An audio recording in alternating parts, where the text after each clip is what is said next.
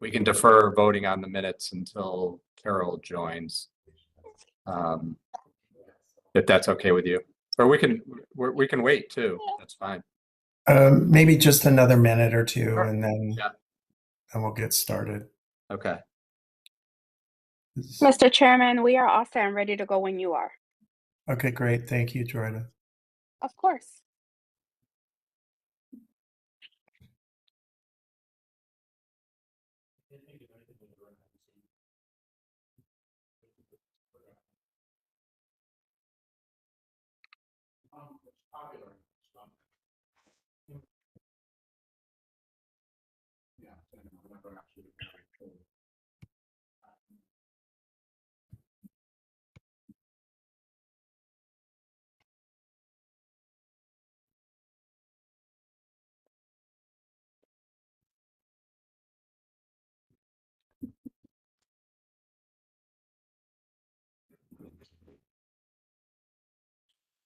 Let's go ahead and get started. Sounds good. All right. Jorida, we have to go, right? Yes, sir. All right. Ooh, sir. Thank you. Okay. Welcome and thank you for joining us tonight. This is tonight's Public Works Facilities and Sustainability Committee meeting, October 17th, 2024. It's a little bit after 6:04, and I call this meeting to order. I will acknowledge a few folks in the room here. We have Councilor Tiffany McGinnis joining us. We have Director John Phillips, Facilities Director Bob Palmer. I'm sorry, I can't speak apparently. And there is our sustainability guru, Catherine Deviney. We are going to go ahead and defer the minutes at this time due to lack of a quorum. And hopefully Councilor will be joining us in a little bit. So we will go ahead and jump to on my agenda, item B, EV litter vacuum vehicles and electric vehicle supply equipment discussion. And I'll turn it over to you, Mr. Manager. Yeah, thank you, Mr. Chairman. And before I turn things over to Mr. Phillips, under business items, we have really two important discussions. First, we have a couple of capital purchases that will be important to John and his team and will allow us to be more efficient in our operations, but also more sustainable as well as we start to explore the use of EV machinery in our public works operations. So John will get into the topic of the purchases, but we are recommending that we utilize ARPA funds for these purchases. So, Mr. Chairman, as you know, we are having a larger ARPA conversation at our upcoming Finance and Administration meeting, but we wanted to bring this topic first to Public Works Committee, due to the use of the equipment and the impact that it will have on our Public Works operation. So we'll discuss it tonight. And then we will also discuss it because of the use of the ARPA funds at our upcoming F&A meeting. And the second topic has to do with our proposed yard waste and recycling fee increase. And we are proposing a modest fee increase that would be effective January 1st. And John will discuss the need and the impact of this increase. You may recall that we did start to have this conversation back during the FY25 budget cycle when we first talked about these increases. So it's not the first time we've discussed them, but we are at a point now where we'd like to implement those increases for January 1st, and we'll have an opportunity to talk through those in John's second topic tonight. So through you, Mr. Chairman, I will turn it over to Mr. Phillips, our Director of Public Works. Thank you. Thank you, Rick. John Phillips, Director of Public Works, through the chair. Tonight I bring as Rick mentioned, two resolutions. The first resolution is about is requesting ARP to use ARPA funds to purchase capital equipment for EV litter vacuum vehicles. as well as an in-ground waste receptacle system that we want to deploy at our remote parks and our trailheads. I'll start with the EV machine. I'm going to try to share my screen. I haven't used WebEx in a while, so hopefully I do it correctly. Oh, no, unable to share. Can I have rights to share?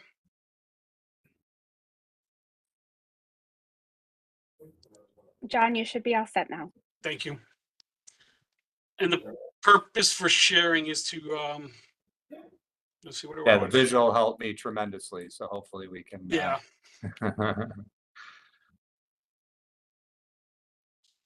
I don't know if I did it correctly. Yeah, not yet. We don't see it. Okay, let me try it again. I gotta move a screen here. Hold on. Yeah. I need this, and I need this over here.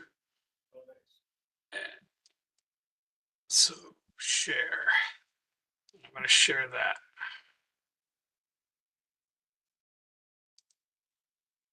All right, I think it shares now. It's just a Word doc with a picture. The first unit is the electric MadVac unit. It's the machine that you see here. This is a good application for EV like technology, where these machines normally are diesel, but the EV industry is focusing on units of this size.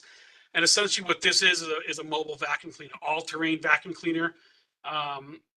As we explore the plans that are coming through for West Hartford Center development, it started us talking here in Public Works about, all right, how are we going to handle general housekeeping of the new footprint, sidewalks, et cetera, areas that we already cover now manually. And not only the center, but it also expands out to all of our business districts, including the upcoming new business district, or the business district under development, New Park Avenue and the road diet, where we'll see an expansion of sidewalk systems and bike systems. This will help us keep litter off our trail systems, in our parking garages, our municipal parking lots, and it will be designed to obviously cut down on labor. Where currently we expend between 4 to 5 hours a day just doing litter picking throughout the center itself. But the purchase of these two machines will allow us to, on a schedule, they won't roll on a daily basis, but on a schedule basis or as need basis, go to all our business districts and help support litter control in a manual way. These machines are common throughout many municipalities, cities, Chicago's, your larger cities, Boston's, New York's, but certainly locally here. Bridgeport utilizes a half dozen of these.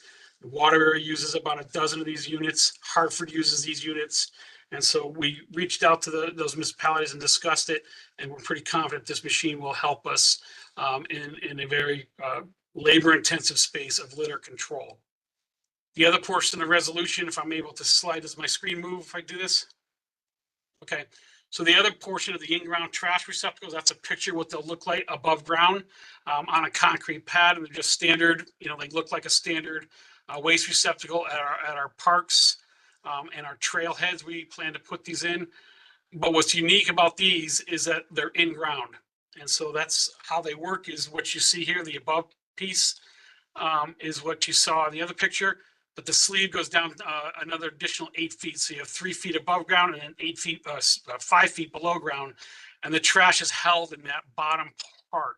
It works like a thermos. If you can understand the theory of a thermos, it keeps the waste cool in ground temperatures. So it helps eliminate and control odors, which means it can control intrusions of bees, intrusions of other types of animals that might be looking for waste to dive into.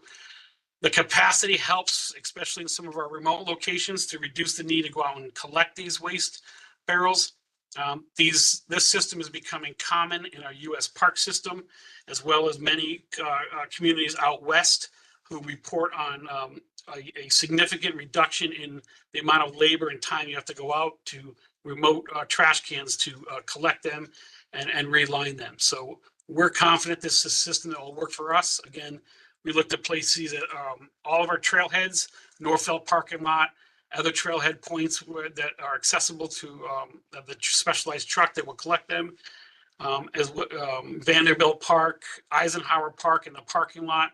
And again, it just really reduces the collection cycle of what we need. Right now, we deal with extensive waste in the summertime. and we see it's common if a waste receptacle to be overloaded. We think this issue could solve those issues that we experience in the parks because of the capacity. And then the other benefits, obviously, with odor and airflow. It won't solve our problem with large boxes like pizza boxes because it still won't fit in the opening, which is the common opening. But those are the accepted risks so, as we move forward. But we do see a lot of pizza boxes. So that's that resolution. Happy to take any questions on both the EV vacuum system and the other trash waste receptacles. I don't see Councilor McGinnis. Oh, there she is. Councilor McGinnis, do you have any questions for Mr. Phillips? No. Thank you. I just have a couple questions. Councilor Blanks does have regarding- a question, Mr. Chairman. I don't know if you can see sorry? Councilor Blanks on the call now. Oh, I don't see Councilor Blanks. I'm sorry. Councilor Yeah. Blanks, I apologize. Your question? That's okay. Thank you. Councilor Walters, Mr. Chairman. I'm sorry for joining late, so this may have been covered, John. I was just curious in terms of how long, in terms of time or duration to install the electric MadVac unit. Well, because we're requesting ARPA funds, if once approved by the graces of the council, we can put a PO and there's a 6 to 8 week lead time for delivery. These machines should work fine throughout the winter. So as soon as we have them, we can put them to work. Obviously, it'll be a winter when we do receive them, but we'd be excited that they'd be here for the onset of a busy spring and summer season. Okay, thank you. Nothing further, Mr. Chair. Thank you, Councilor Blanks. And I don't see anybody else on at the moment, so I'll go ahead and ask my question unless you see somebody I don't. So I had two questions, one about the EV vac, and that is actually two questions. One, is two enough? And and No. three, what I know that we'll probably be getting into this in finance and admin later at a later date, but just how much are those vehicles? If I'll start with the latter half of the question. They're $117,000 per unit, and that comes with all the accessories we think we'll need for proper deployment and will fit within what we have to maintain. That includes our garages. Each garage, we have about 10 decks of garage space. We have 5 municipal parking lots that see litter on a regular basis. Park Road, Bishop's Corner, New Park Avenue, when that comes online. I mean, we can do it now, obviously, but obviously when it's rebuilt in the diet, will be a different look and take on more of a pedestrian appearance and a pedestrian vibe on New Park Avenue. And we can obviously use it on New Britain Avenue, even though it's a state road. It's still one of our premier business districts in town, and going and using it along those sidewalk systems. This unit is only 4 feet wide and will make it very easily up and down any sidewalk system that we have in our business districts. This unit will have an extended reach towards help cleaning up after special events, Celebrate West Hartford, any other town-sponsored special event. It could be helpful during the Memorial Day parade, be one of those last machines that follow the parade. A lot of litter is left behind. It's just in human nature. Things get left behind after a large population of people gather. So the machine will be useful there. Are 2 enough? I envision an opportunity to come before this council, probably ask for more units, but I think 2 is a good starting point. Even though the machine will be useful and will reduce our labor impact that we currently have, we will still struggle with a head count and making sure and putting these machines to maximum use. And so as we slowly grow into these spaces, and further discussion will have to be had as we potentially have to add new employees just to meet the demands of our trail systems, in our business districts throughout. But 2 for right now is a good starting point to walk into this new technology, if you would, and a new approach towards addressing litter throughout the town. Okay, great. Thank you. And I guess we'll have further discussion once we get into the ARPA money and that great conversation. The other question I had regarding the receptacles, the trash receptacles, what are they made out of? Composite materials, plastics, hard plastics, or a Trex type system. Composite materials. The sleeve is plastic that goes into the ground. Nothing metal. They should be pretty easy and basic to install. We've examined the spec sheets on them, and we're confident we'll have no problem with putting them in, having there. Again, reports and talking to communities have used them out west mostly. They seem to be rodent and bear proof. There are lids that you can buy that are metal lids. I think we'll be okay with the lids that come with. They do lock in place with a actual padlock, so it'll be very difficult for a bear to rip the top off and get inside of it. But the comment made on the units, because the trash is held at ground temperature, essentially between 50 and 60 degrees, odors don't really emit from it strong enough to attract rodents that would want something inside of it. Okay. And if they were to get it open, it's a tunnel they have to climb into, theoretically speaking. So we don't hear any reports on that. We're not the only community in Connecticut that's looking to go this way. Manchester is launching the same type of waste receptacle program, and so is the city of Norwich. Okay, great. Yeah, because I know even the best plastic or composite trash can sometimes fall to a hungry squirrel. So I wanted to check in on that. Okay, that's all the questions I have. Are there any other questions regarding this or this topic? Oh, Ms. Devaney? I'll just mention, John, when you talk about funding, I don't know how you're planning on charging these things or where, but just keep in mind that there's money available for charging, and there's also Inflation Reduction Act tax credits available for charging too. Yeah, Catherine, within this resolution, we're accounting for the level 2 chargers, the purchase of the chargers and the conduit and stuff that we'll do it in-house. All the work will be handled in-house, but we'll need to build a charger at the Memorial Garage and install a charger here at Public Works for these units. That's all eligible for utility and tax credits. Excellent. Then we'll be talking when we get closer if we can PO this and move forward. All right, thank you. That sounds like a good added bonus information there. Thank you. Okay, Rick, are we going to go on to the next item, the next resolution, or? We are, yep. So, Mr. Chairman, the next resolution pertains to our fee increase for the yard waste and recycling program. And as I had mentioned previously, we did add this into our budget for the fiscal year 25. But we would look to, if the committee were agreeable to moving this resolution forward, we'd look to move these increases in for effective January 1st. And I'll let our director walk us through those increases at this point through you, Mr. Chairman. Thank you. Yes, again, John Phillips, Director of Public Works. Yes, the second resolution that Public Works is presenting tonight entails our fee structure that we have to use the town's recycling center here at Brixton Street. We have not really touched these fees in 10 years from the initial acceptance of the fee structure that we have in place. It's a modest fee right now at $10, but recent years, whether it be post-COVID or just the inflationary period that we've experienced over the last few years, we've essentially see a 69% increase in our bulky yard waste management and disposal of that material. That's the biggest driver of this increase, just to offset those costs. Everything else within the facility is essentially free.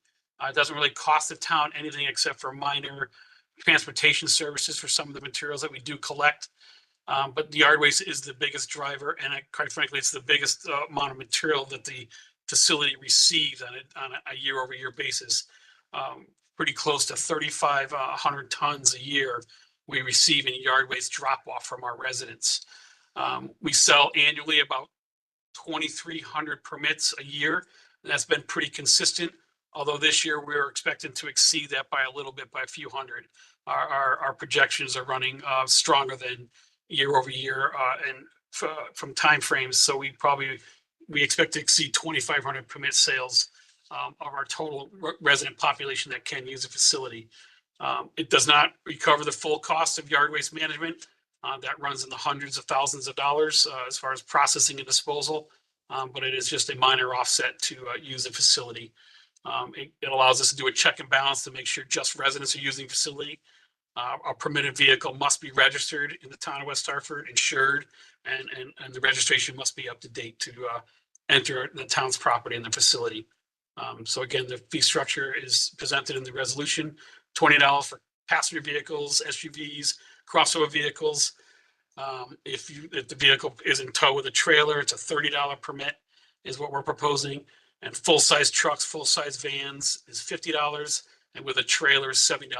And that's reflective of the high volume of material that comes in with those two classes of vehicles and trailers.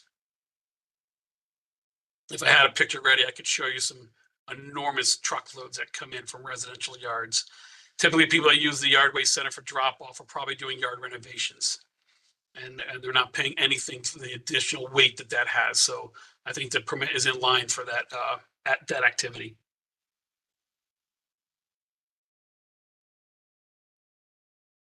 Happy to take any questions. Thank you, John. Councillor Blanks. Thank you so much, Councillor Walters. Chairman, thank you, John. And I do agree, because I know I see many truckloads of stuff traveling down Oakwood. And I often wonder about that. But can you tell me, when is the last time, I guess, we had a fee increased? And then the other follow-up question to that is, are we pretty much comparable to our surrounding towns? Carol, I can always count on you for great questions. That was a good question. So that $10 fee is the original fee that was adopted 10 years ago when I first came to the council saying that a fee was necessary. Our permits used to be free. They were on good faith that you're a resident. And I remember back when we did that, we saw a 40% decrease in activity once we put a fee on it. Meaning a lot of, again, free is free, right? If you're allowed to come in, you come in. But we knew we were seeing a lot of out-of-town residents using facility due to our location. South Hartford, Newington would utilize the facility and drop off materials. So that is the original fee structure and that we currently have from 10 years ago. The second part, excuse me, remind me the second part of your question. Other towns. Oh, okay, yeah, great question. So we're actually still we're below, actually, honestly. Towns like Simsbury, I believe Avon has a $60 permit, plus they charge for the material coming in. Suffield, just north of us, has a $25 residential permit, but they charge for all materials that come in addition to. Those are just quick examples. Newington doesn't charge for a permit, but everything that comes in the gate is itemized and charged as a point of sale. And neither of those facilities operate the hours that we operate. We operate 6 days a week because of the volume. During our peak season, we can see as much as 1,000 cars per week enter the facility.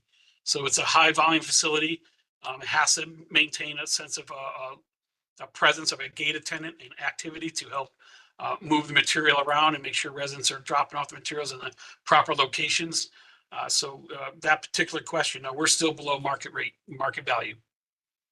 Thank you for that clarification, because often I do receive questions about that, and sometimes people are saying some other information that may not be totally accurate. So just thank you for providing that, especially for our listening audience.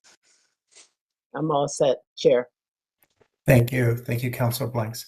Director Phillips, my question is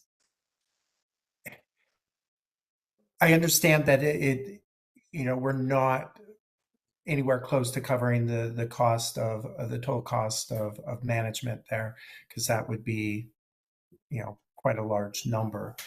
But are we charging enough? I want to make sure that, we may be comparable or even under market value, if you will. But are we charging enough? And in particular, are we charging enough at those larger volume disposals? Yep. Councilman Walters, again, another great question. I think for the present time, we are probably in a good spot for what Public Works is requesting for a new proposed permit. I think we will be having a greater conversation as we get closer to the remodeling and build out of a new transfer station that will service the community. And at that point, there'll be a different business model that will be presented to the town management for consideration.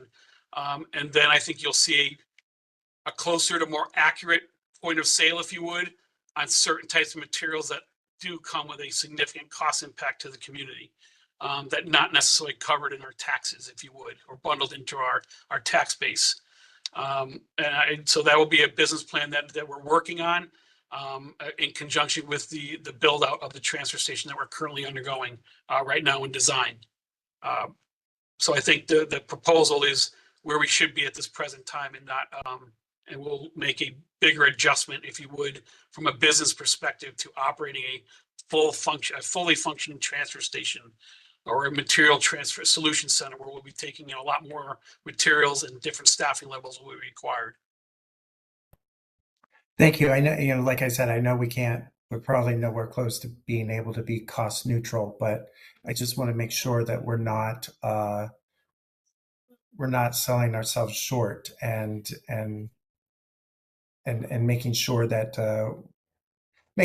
we're in that sweet spot when it comes to what we're charging. So where we're not losing a lot, but we're not gouging either. So your points are noted, and I think you'll see that reflective in any future presentations of a business plan to run the transfer station. Great, thank you.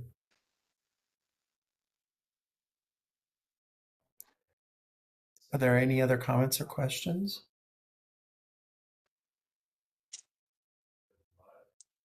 Okay, thank you, Director Phillips, for enlightening us on those resolutions.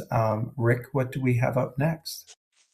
Thank you, Mr. Chairman. Next up, we have our Director of Plant Facility Services, Mr. Palmer, who uploaded his report. He'll give an update on a very large number of projects that we always have in process. And I think I'll probably start with just a quick update on the new Elmwood Community Center, Senior Center, and Library.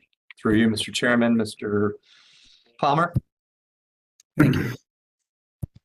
Good evening, everybody. Bob Palmer, Director of Plant and Facilities. So the new Elmwood Community Center continues to move forward. The new site, 100 Mayflower, continues to be used by our police, fire, and actually social services for some food distribution operations, as well as emergency management and the temporary dog park. So it's actually a very busy site. The demolition of that facility is in progress, in full swing right now. We expect to be going to bid in late December, hoping for demolition to start in late winter or early spring of that facility. So. See that on your people, All right. Keep going. Yeah. Architectural design. So we've had several meetings now with GWWO, which is the architectural firm that we've hired to design the new buildings. We're in what we're called schematic design, which is very early stages. As you recall, we did the feasibility study and came up with a very conceptual design for the building. At this point, we've had 3 meetings, and schematic design is about 50% complete. During schematic design, we're kind of finalizing adjacencies of where offices are and where the different departments that are going to be in the building or where they're going to be located, the adjacencies. There's a lot of common shared spaces in this building too. So we're looking at all those and how that's going to work, how the building functions, how the flow of people will go. So there's a lot going into this at this point, a lot of thought and effort going into laying out the building so that it's going to work for everybody. That it's appealing to the public, it's easy to navigate, and it's attractive, and it's going to be, will work well for all the different functions that we're trying to put into it. So we're also working on several different RFPs at this point to hire additional folks to help us with this. One is construction manager, and that would be the person who's actually going to build the building. We're also looking for an owner's representative who will represent the town in the whole process. We're also looking for a commissioning agent, which will oversee the energy use aspects of this building. As you know, we're aiming for this to be a highly efficient, at least a LEED Gold. We're even aiming for perhaps a net zero type building here. So we have great aspirations for the building, but we are, there's a lot of different details that need to be figured out as well as costs. So there's lots going on there. So any questions on that before I move on to other ones?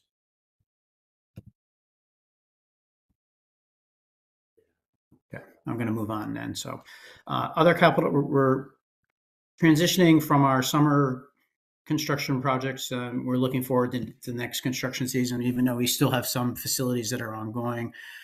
So completed in current town projects, the animal control facility located down on Brixton Street. We've had everything assembled. We're ready to go to bid. If it's not in purchasing today, we would be there tomorrow, hopefully, and then hopefully out to bid even as early as next week, we hope. So the fueling station, we discussed that last time as well. It's now going to be located at 705 Oakwood Avenue.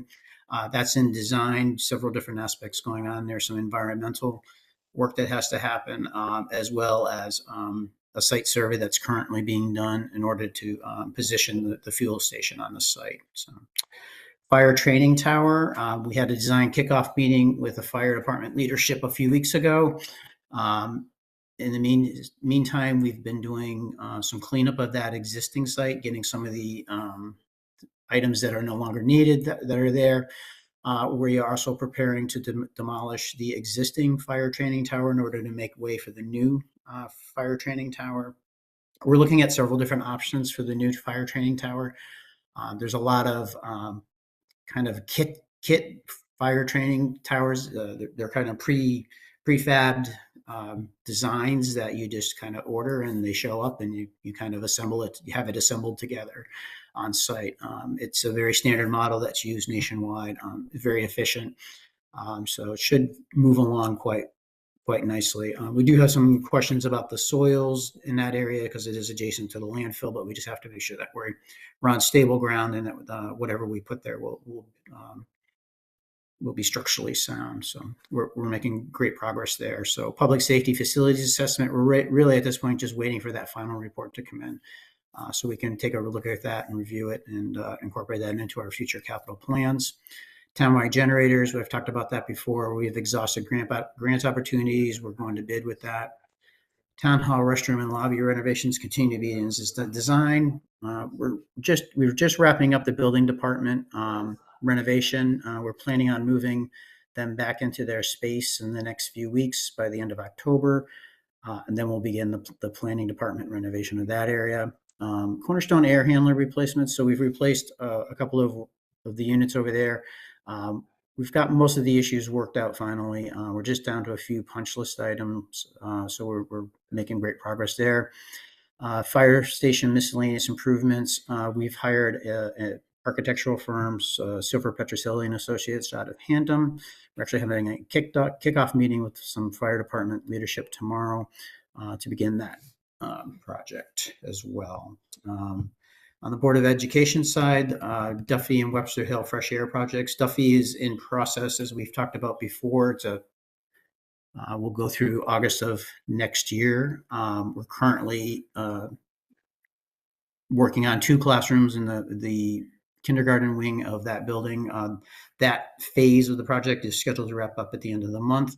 And then we'll switch around move some classrooms around, and we'll gain 3 new classrooms and separate those from the existing building, and begin to work on those. So it's small steps and incremental, but we continue to do work. We're also doing work in the evenings and on weekends, trying to run electrical supply and all those types of things that we need to do in order to wrap this project up by next August. So Webster Hill, we're in this state grant review process. We're about to go begin that process with them before we can go out to bid. So we're hoping to be out to bid and have a start in June of 2025 as well. So auditorium seating at King Philip continues. Playground improvements for mostly elementary schools have been completed. We still have Aiken remaining. Very long lead times on these items, and that's why it's still sitting there. It looks like it's probably not going to. We're hoping for December, but might be into early next year. So roof replacement, we're just wrapped up hall. We're beyond substantially complete now. We're actually finished with that project, so we're beginning the closeout process. The next building we're doing is Bugby. We're heading again to the state for a grant review on that project, and Brayburn will be after that. We have kitchen serving line updates for Hall and Conard scheduled for this upcoming summer. Hall's already designed, ready to go to bid. Conard, we're just beginning the design process for next summer. Restroom renovations at Hall were postponed last year due to a lack of bidders. We're going to put that back out to bid shortly as well. Wolcott main office relocation, we were delayed on that as well. We're hoping to get the civil side of that started, the civil outside driveways and that type of work done this fall. We're still trying to get something out to bid right now for that in order to begin that process.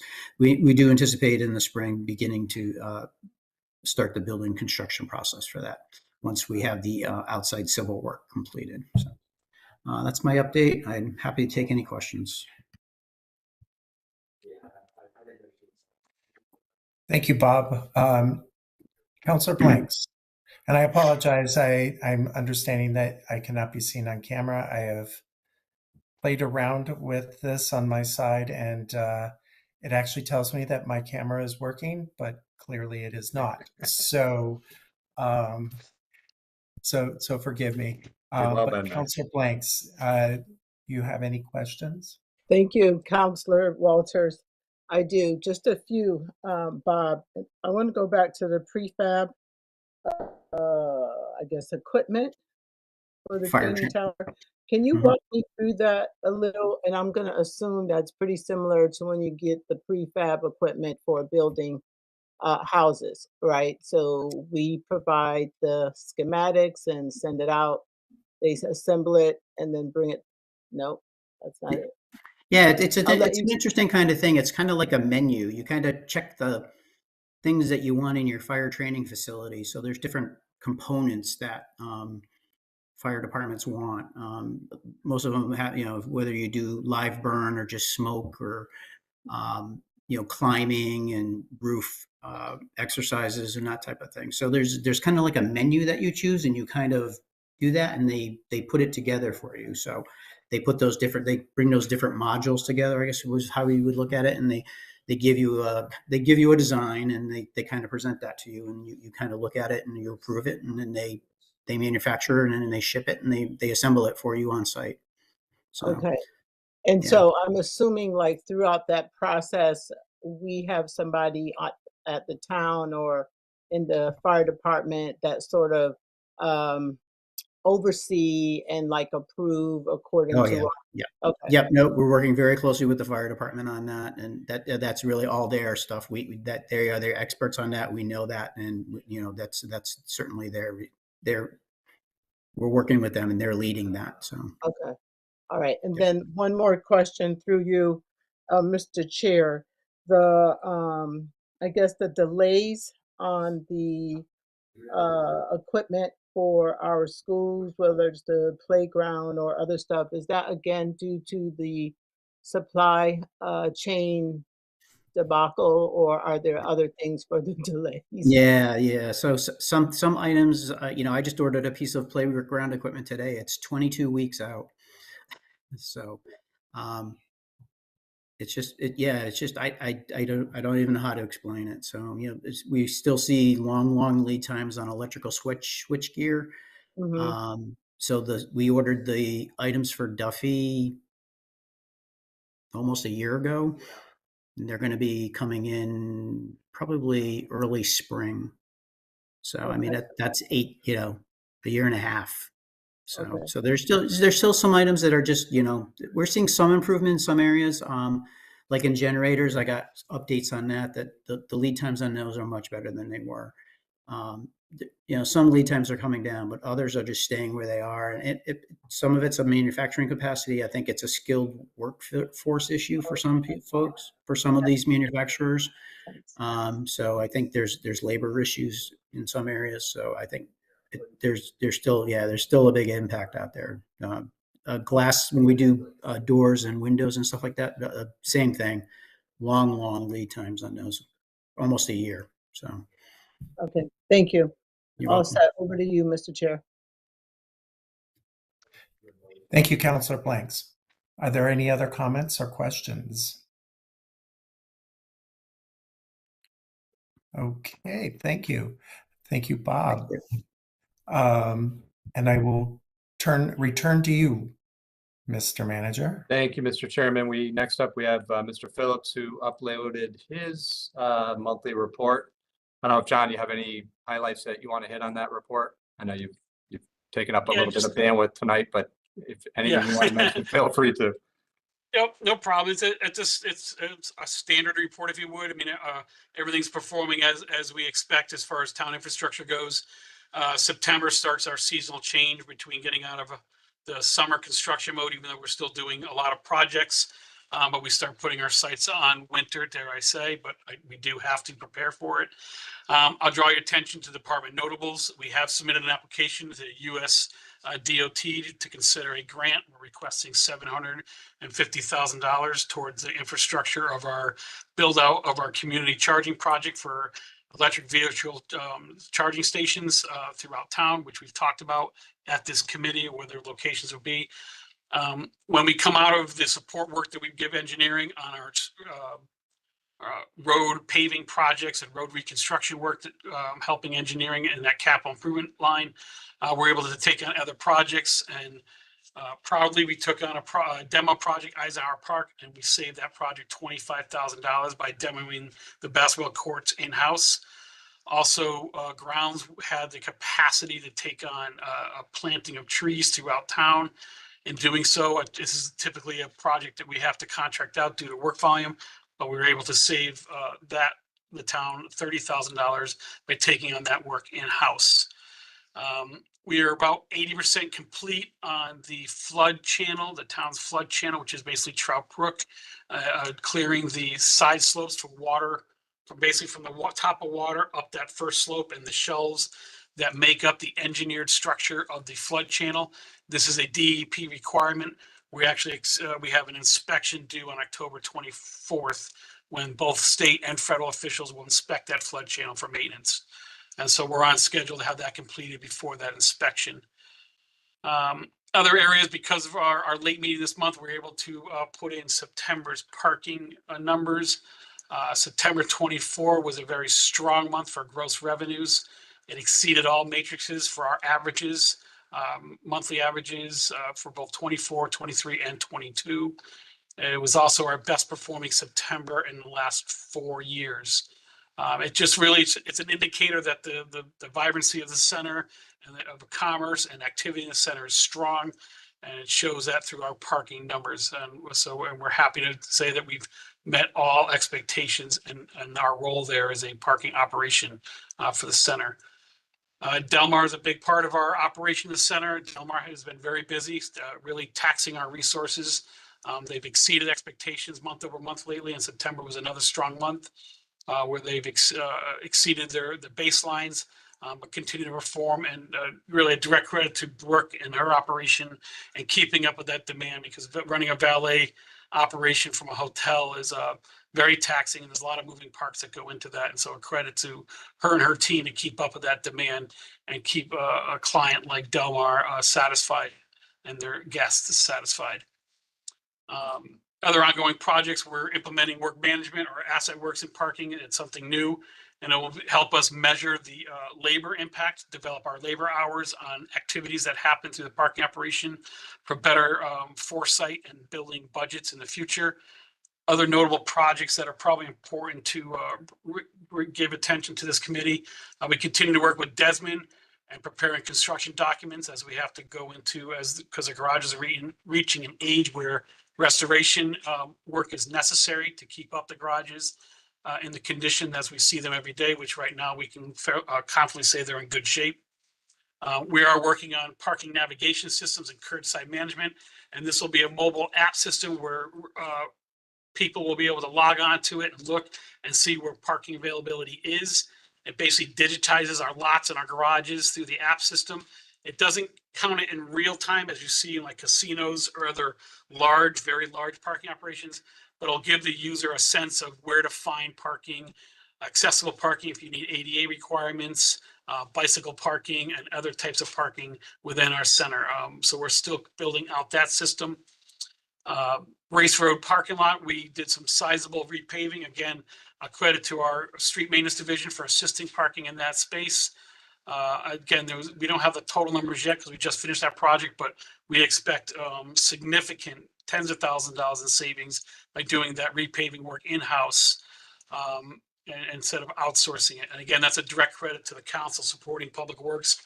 About 9 months ago, we actually bought our own paving machine to do large area paving. And so we appreciate that support, and we're putting that work to use. In the Memorial Garage, we've had a escalator down for a significant amount of time. It's called a bull gear, went on it. It's basically the main gear that runs the escalator. The question came up, I think, through Carol to Bob Palmer. It's part lead time is significant. So we're still waiting on parts to come in. Once the parts come in, it's still a very invasive project. It will take at least 3 weeks after the parts arrive to complete that project and get that escalator up and running. And for,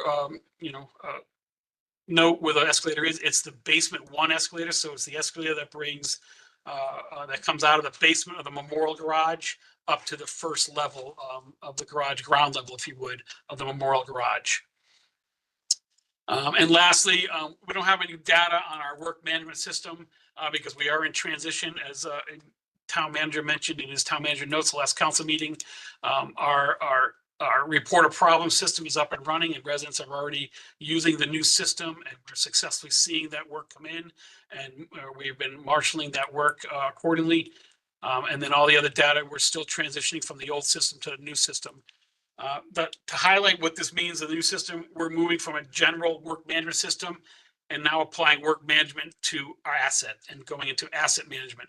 And so we can see our work applied to the town's infrastructure assets in a different way. And again, for future use, once we really build up our algorithms, if you would, on our labor costs and labor output for maintaining our assets, we'll have better operational visibility and building budgets for the long term on our budgets. And so we're excited about this change and this advancement. And it is an advancement. It's a comprehensive system, but we're excited. It's Public Works centric, if you would. It's also managing our fleet as well, recording our labor rates on repairing all of our equipment, whether it's Public Works, town pool fleet, police, or fire apparatus. And so we're excited about that change and continue to grow with that system. Happy to take any questions on the overall report. Thank you, Director Phillips. Councilor Blanks, do you have any questions? No, I'm all set.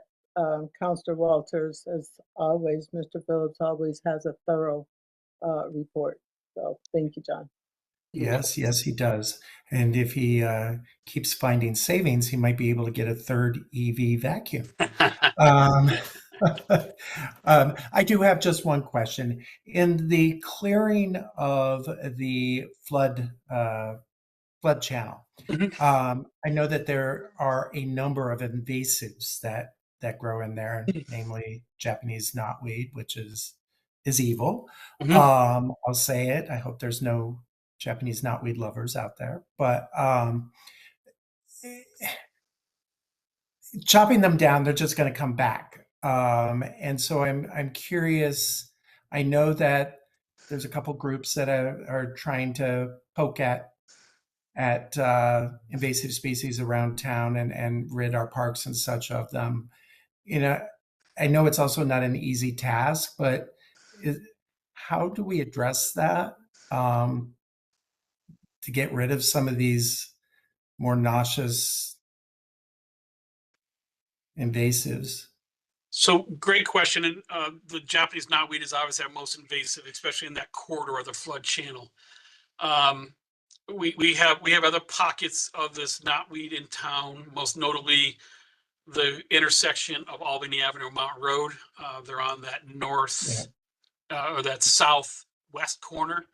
They're really they're really invasive on that whole entire corner.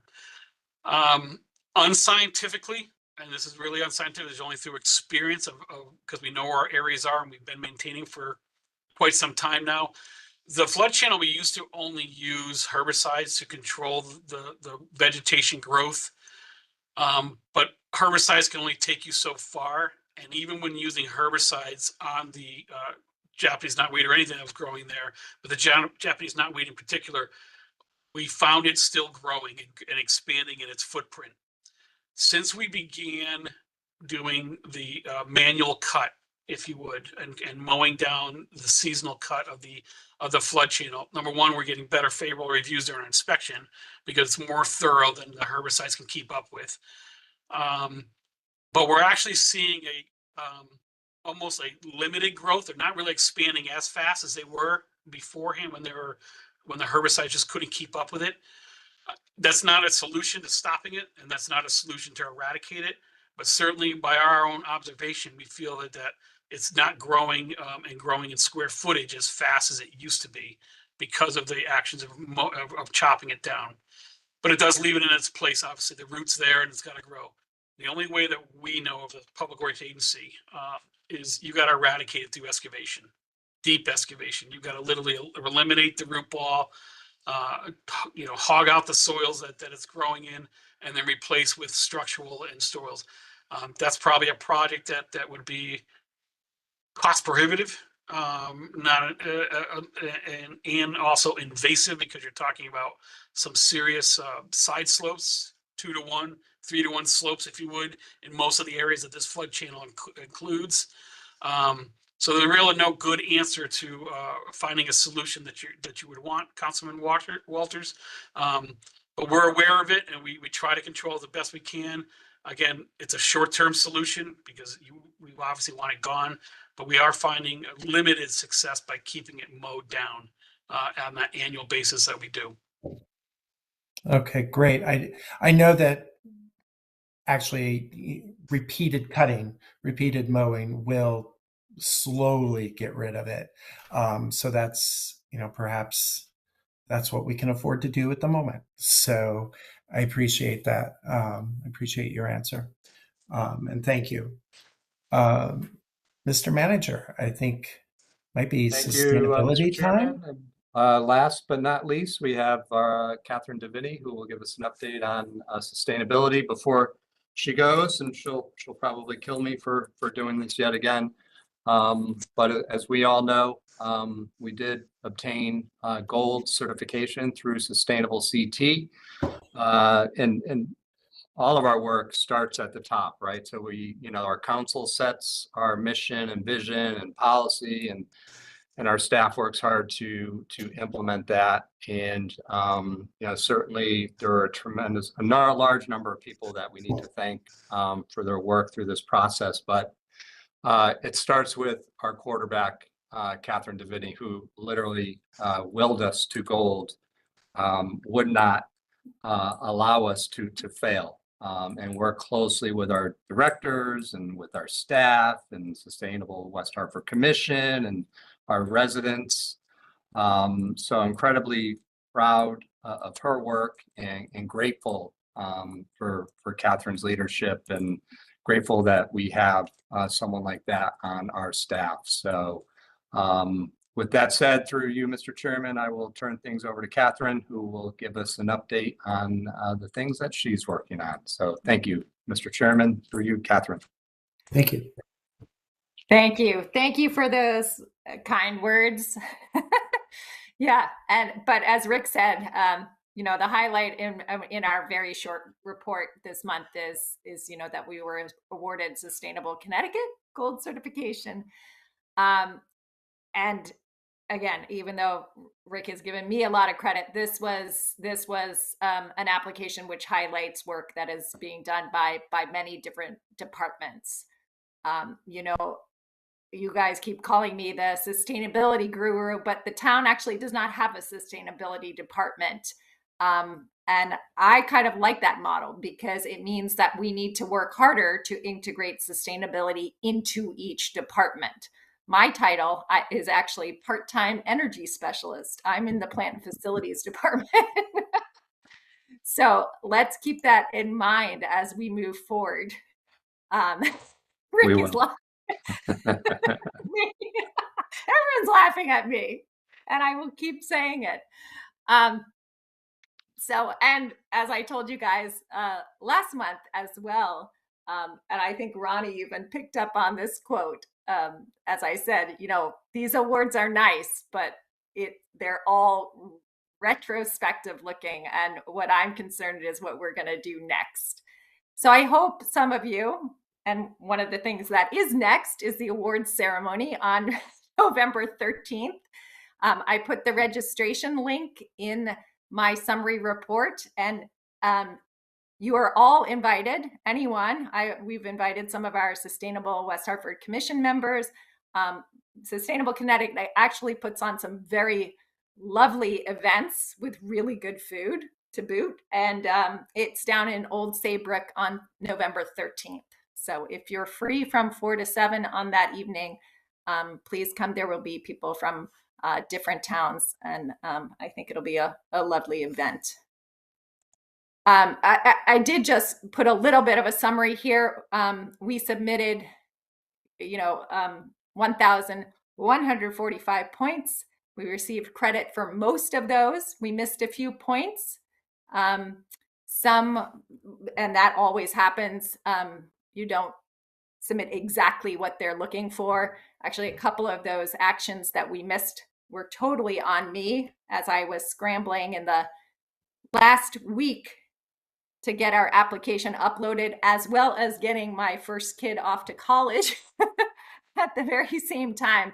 I think I was uploading stuff at like 1 and 2 in the morning, and I missed uploading one file and I uploaded the wrong file.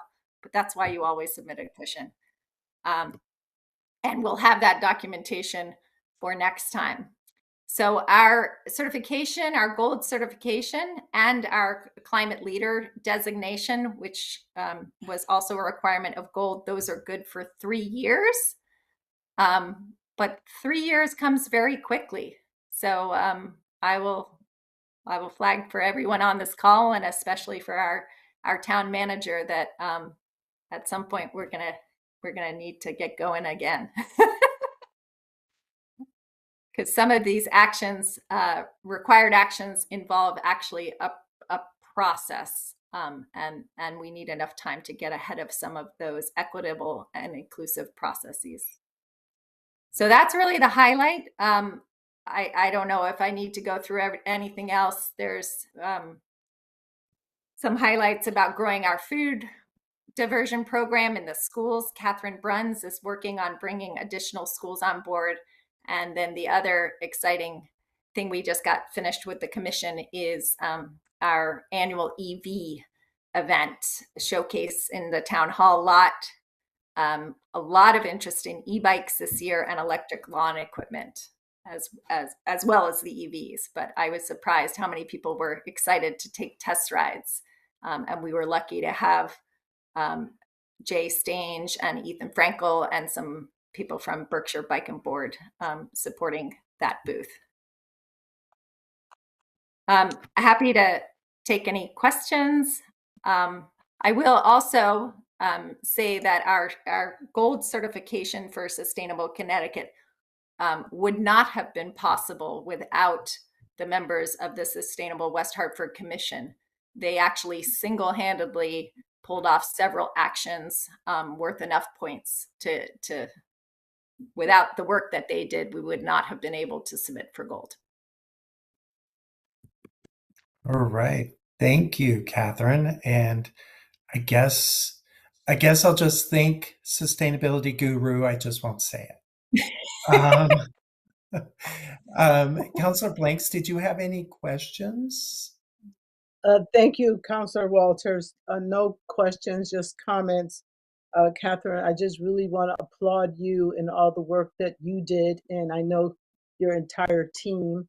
It's funny because I remember our past conversations when you would talk about this as your goal and how much work goes into achieving this goal, the gold. So I'm so happy and pleased that I'm a part of seeing this come to fruition. So nothing but the very best in terms of applause to you and all the work that you've done. And I know you always like to say this, you didn't do it alone. You've done it with a bunch of people behind you. So, I mean, it really all goes out to you, just shows you, all of us, what can be done when you come together as a team and you have a common goal in mind and you achieve that goal. And I will plan on attending this event just to see the entire thing come together and be there to see you all accept the award and just sort of embracing the excitement, because this is really huge. And I'm just glad that West Hartford as a whole was able to achieve such a goal. And then the other piece is, I'm so sorry that I missed the electrical showcase for October, since I had participated in the other one. But going forward, I won't miss any more. I had family members that came into town, so I had to pick. But I'm glad that it was quite a success, and just looking to more successes that you and your team continue to deliver. Again, that's why West Hartford just continues to be a star and a magnet for all to come to. So just wanted to say that. Over to you, Mr. Chair. Thank you, Councillor Blanks. And yes, thank you. It is truly a community effort, but you have to have leaders doing that. So thank you for all of your efforts and your time, and I'm sure the hair pulling at times. But thank you for all that you have done with it. And I think that was our last report. Yes, sir. Rick. That completes the agenda for this evening. Alrighty. Just real quick, I did want to touch base one last time with John Phillips, Director John Phillips, regarding, we have a big event this weekend, and I imagine there'll be lots of DPW folks out there. Is there anything that insights you can provide on that? No, it's we've got obviously we had a couple events in the town hall parking lot that we will help and support. But the most invasive one is obviously the Hartford Marathon. It's not as bad as it has been in year past because they've changed their route a little bit. But yes, Public Works, West Hartford PD, West Hartford Fire is all involved, actively involved, both regionally and locally. Yeah, it's that time of year, like spring, where there isn't a weekend that's not touched, where we have some staff that's here 7 days a week just to support those special events. We hope after Halloween's our next big event coming up, and then we get a little break. We'll do a holiday stroll, and then it's full winter mode for us. All right. Thank you. And always watch out for our DPW and public safety folks out there on the streets. So Mr. Ledwith, if there's anything else, do we want to go back to the minutes and real quick do that? Yeah, that's great. Yeah, great catch, Mr. Chairman. Okay. With there only being two of us, I guess I'll ask for a motion. So moved. And I don't know, I'll second it. Yes. Okay. All in favor? Aye. Aye. Okay. We have minutes passed. All right. Thank you, everyone. Thank you for your time. Thank you for all your work. And we have some things that we'll see some future discussion, and we will hopefully have some answers after a few weeks to some of the questions that we have. So thank you and have a good evening. If there's nothing else, Good night. Have a good night, Good everyone. night, everybody. Bye.